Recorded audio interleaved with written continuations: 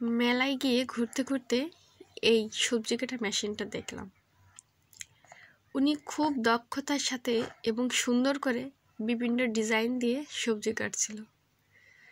দেখে তো আমি একদমই অবাক, আর ওনার কথা শুনেও খুব খুশি হলাম যে না, এটা খুবই দরকারি এবং প্রয়োজনীয় একটা জিনিস। যেই টাকাই হোক আমার নিতে হবে, যে কথা সেই কাজ। ওটা কিনে নিয়ে চলে আসলাম। আল্লাহ, বাসায় এনে এটা দেখে একদমই ফালতু বেকার একটা জিনিস। উনি কিভাবে এত সুন্দর সুন্দর করে কেটে রাখছিলেন, দেখে বেশ ভালো লাগছিল, কিন্তু বাসায় আনার পরে ওটা একদমই কোনো কাজে আসছে না, একদমই ফালতু, মানে ফালতু একটা জিনিস।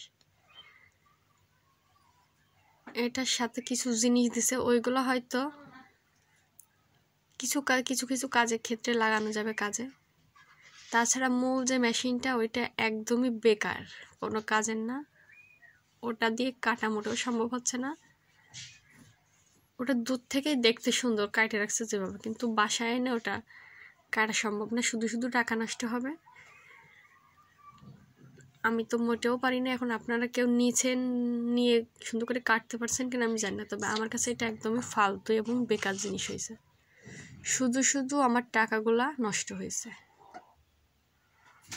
তো আপনারা যদি আপনাদের টাকাগুলো নষ্ট করতে না চান, তো এই জিনিসটা নেবেন না।